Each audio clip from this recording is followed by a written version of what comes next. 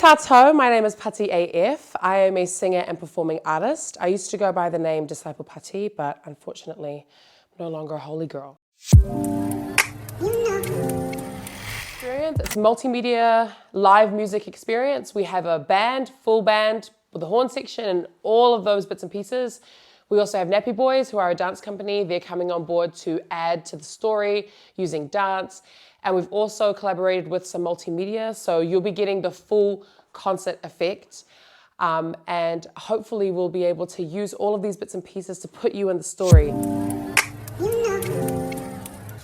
Wanted to create stories and make music and create content that widened the idea of what we view as a Pacific empowered woman, beyond just what people normally think of it as, which is a white-collar professional career, somebody who is a good Samoan Samoa, or, whatever the other Pacific, equals to that are.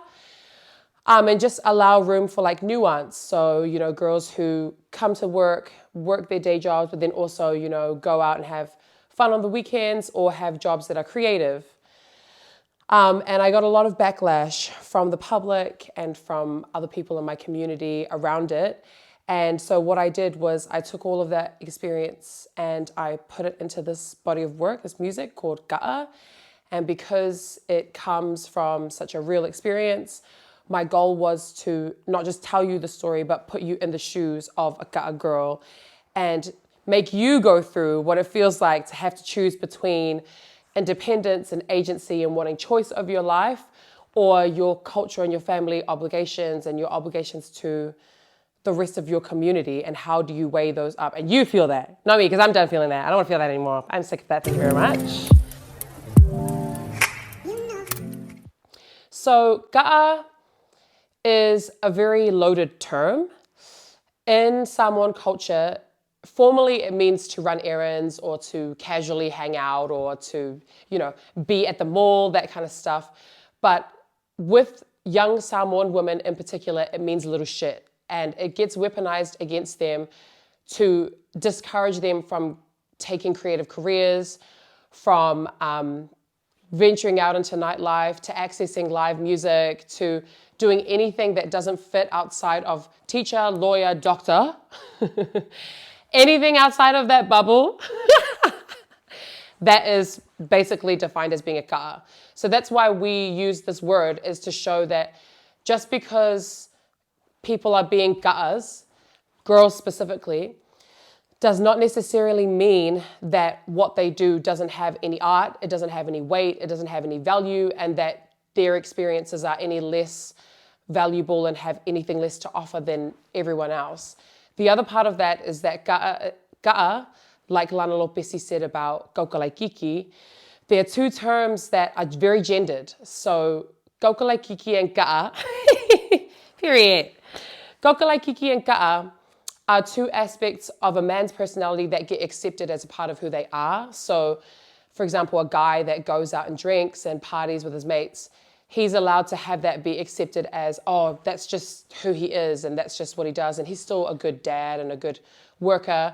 Whereas girls, if you participate in that behavior, that's all that you are. You are just written off. And so our goal here is to really have a discussion about why do we not allow that for women, and what are the consequences of not allowing that for women, and what effect does it have on their lives?